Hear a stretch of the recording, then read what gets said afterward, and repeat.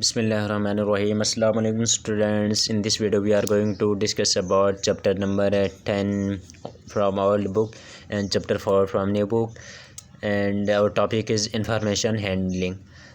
आज इस वीडियो में हम चैप्टर नंबर 10 ओल्ड बुक के हिसाब से और चैप्टर नंबर 4 न्यू बुक के हिसाब से इंफॉर्मेशन हैंडलिंग के बारे में डिस्कस करने जा रहे हैं।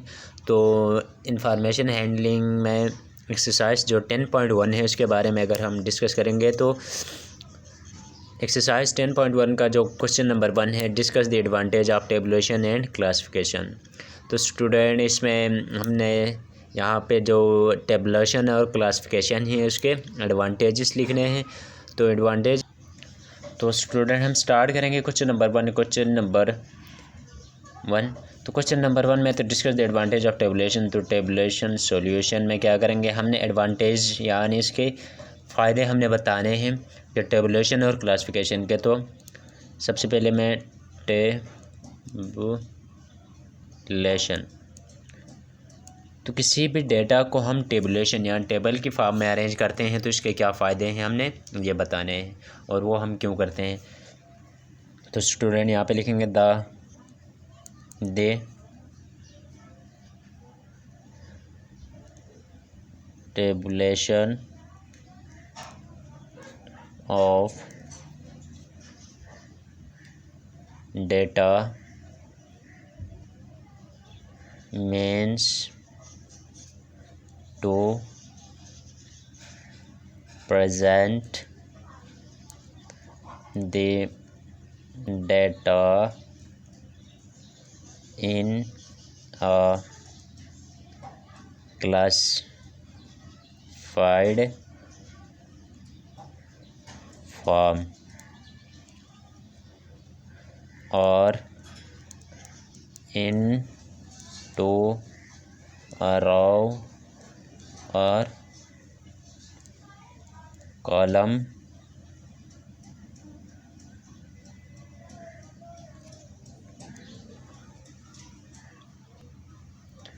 columns. In this way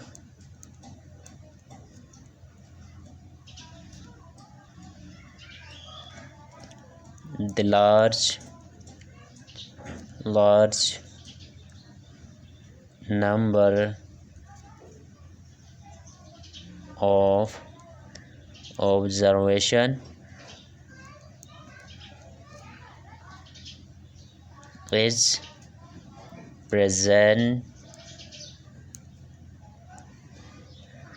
presented in a compact form which can be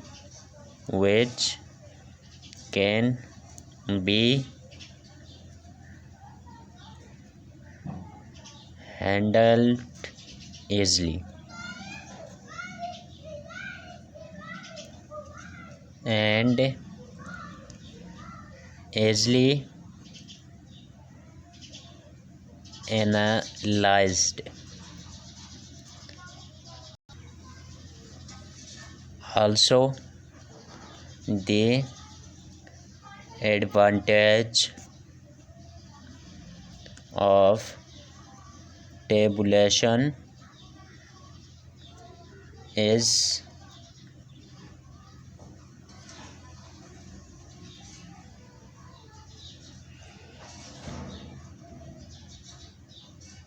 that it gives the best use of the given information.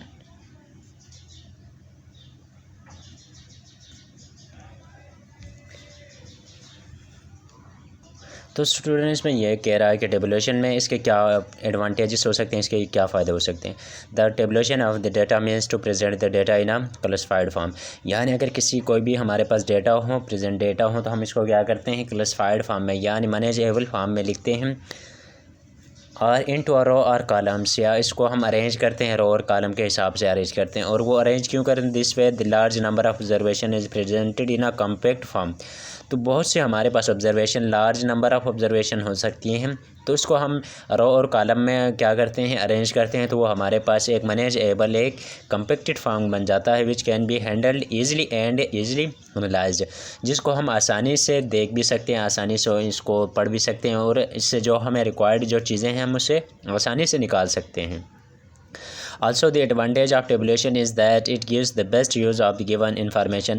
तो इसका एक ये एडवांटेज भी है, ये फ़ायदा भी है कि हमारे पास अगर टेबुलेशन की यानी टेबल की फॉर्म में जो डेटा को हम अरेंज करते हैं वो हमारे पास एक प्योर इंफॉर्मेशन की शक्ल में गिवन होती है, यानी ईज़िली हम इस इंफॉर्मेशन को रीड कर सकते हैं, राइट कर सकते हैं, जो भी हमें उसके अंदर जो भी चीज़ें नीड होंगी वो हम इससे ईज़िली फाइंड कर सकते हैं।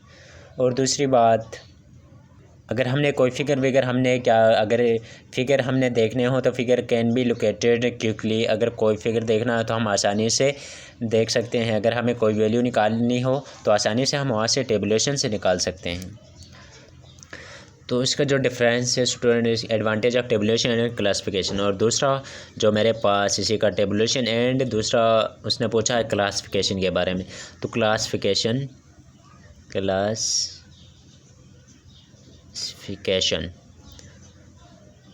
स्टूडेंट, अगर मैं क्लासिफिकेशन की बात करूं तो ये हमारे पास है, it is a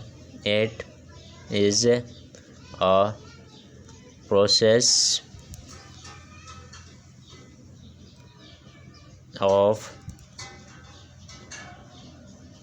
sorting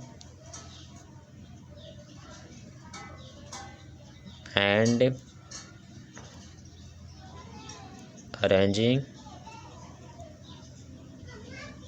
the data into certain groups or classes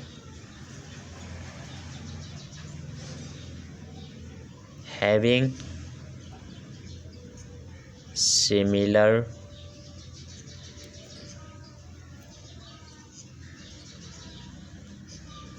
characteristics. For example,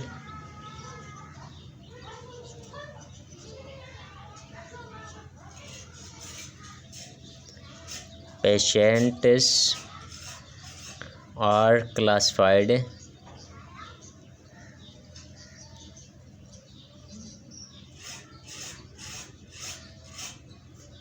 according to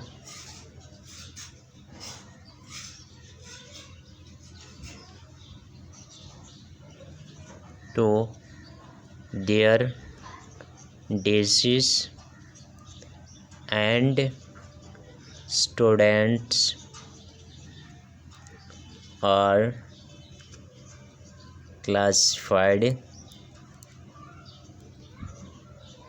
to their grades।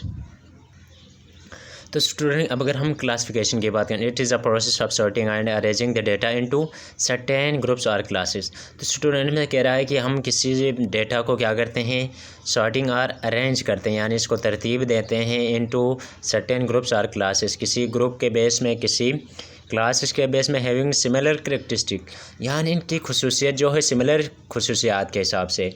कि अगर एग्ज़ाम्पल लेते हैं तो patient in hospital are classified according to their disease.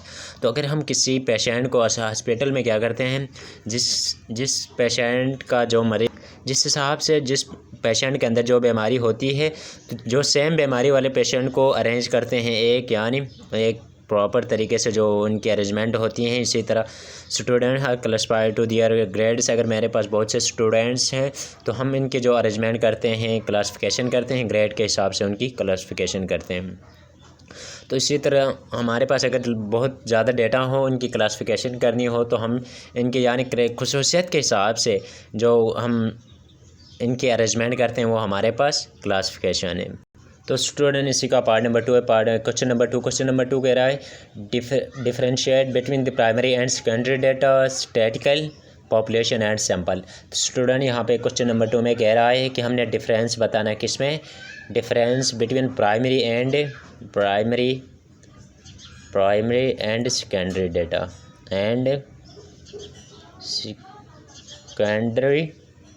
Data तो स्टूडेंट हम सबसे पहले solution में प्राइमरी डेटा लेते हैं। स्टूडेंट प्राइमरी डेटा क्या होता है? द डेटा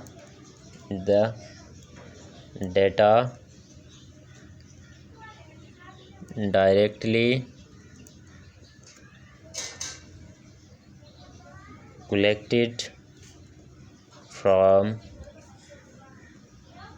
its sources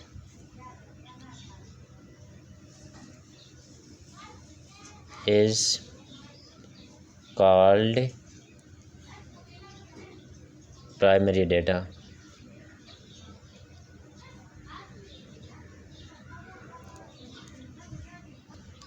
और ओरिजिनल इंक्वायरी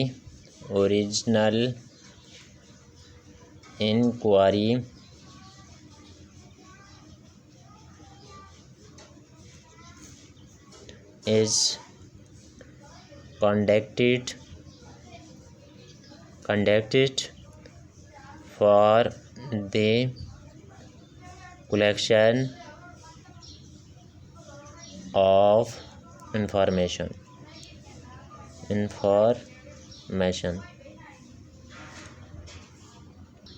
स्टूडेंट मेरे पास primary data, the data directly collected from it source it is called primary data और original inquiry is conducted for the collection of information. तो student primary data हम इस data को कहेंगे जब भी हम कोई डेटा कलेक्ट करने जा रहे हैं, पहली मरतबा जो हम डेटा कलेक्ट कर रहे हैं जी किसी भी चीज़ के हम इंफॉर्मेशन जो ले रहे हैं इस इंफॉर्मेशन को हम नोट करते हैं, वो हमारे पास प्राइमरी डेटा होता है। तो स्टूडेंट अगर मैं यहाँ पे एग्ज़ाम्पल लेता हूँ, मिसाल के तौर फॉर एग्ज़ाम्पल अगर एग्ज़ाम्पल तो मेरे पास यहाँ पे है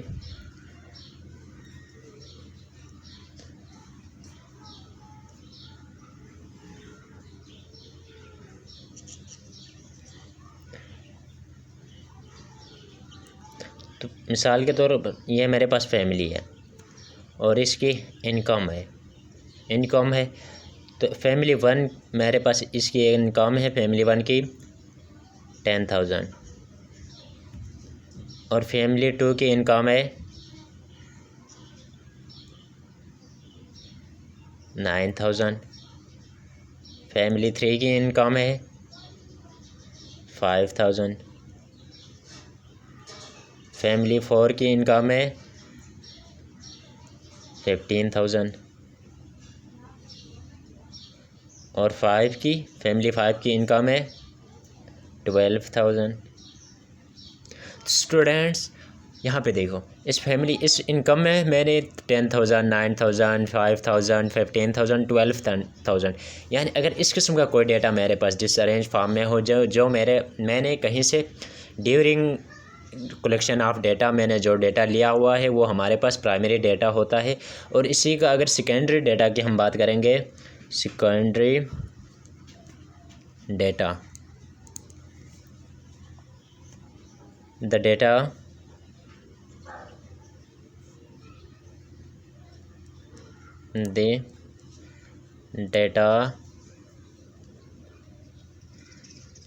have been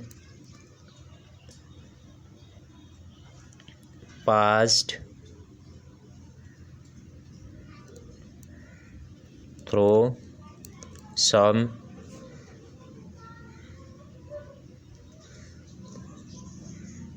statistical treatments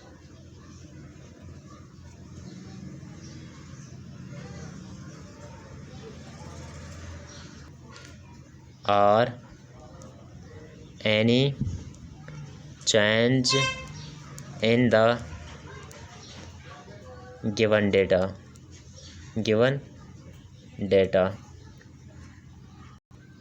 or the presented data can be arranged in particular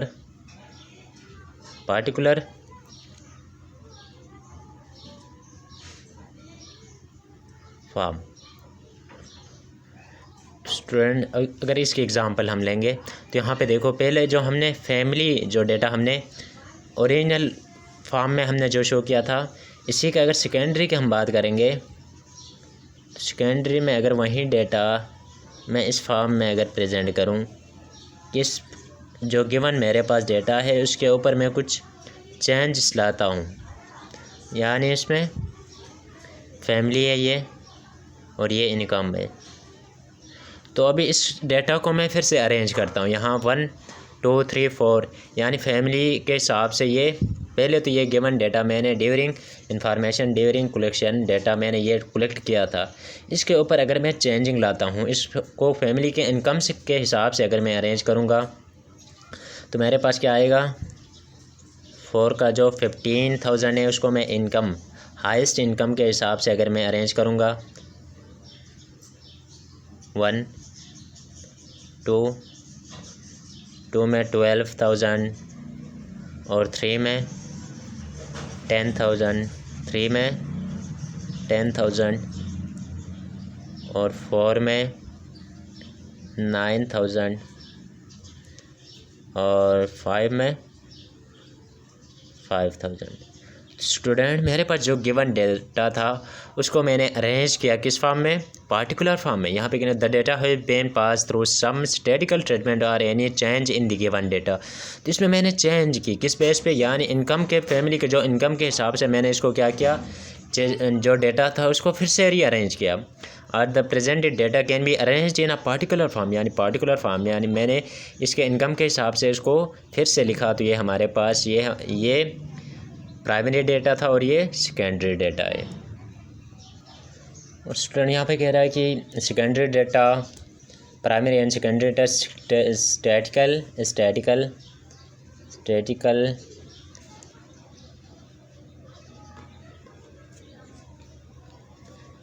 statistical population.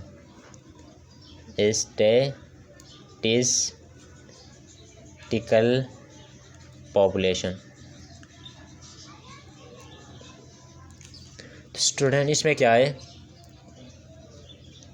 The collection of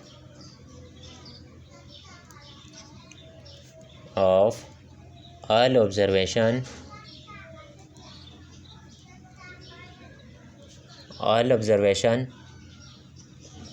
relating to a characteristic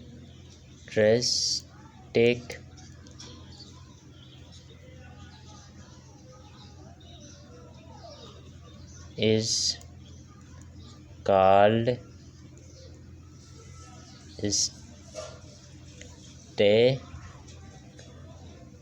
statistical population।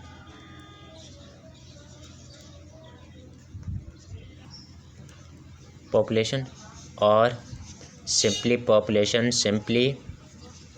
Population. For example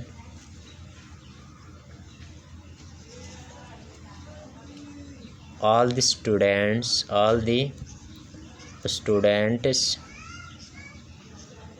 of a school from population। Student अगर हम statistical population की बात करेंगे तो ये हमारे पास observation relating to a characteristics is called. जैसे कि अगर स्कूल के बच्चों की हम बात करते हैं पॉपुलेशन के अंदर, तो जितने भी बच्चे आएंगे पॉपुलेशन में, स्कूल के अंदर जितने भी बच्चे हैं जो सारी पॉपुलेशन में से अगर हम स्कूल के बच्चे लेंगे यानी कैरेक्टरिस्टिक के हिसाब से, बॉयज़ और गर्ल के हिसाब से, तो वो हमारे पास जो बच्चे हैं क्या हैं, स्टैटिकल स्कूल के बच्चे अगर पूरी पॉपुलेशन से लेंगे तो स्टैटिस्टिकल पॉपुलेशन है। और इसी के साथ में अगर सैंपल की बात करेंगे तो सैंपल की हम अगर बात करते हैं तो सैंपल में it is a subset of the population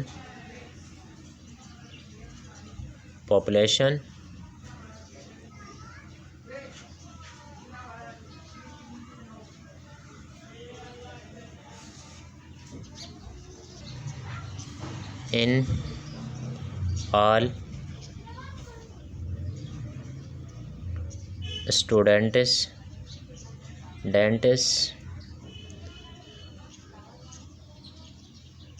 of a school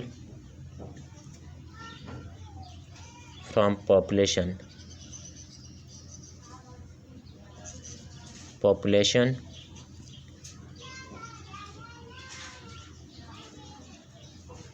boys and girls are to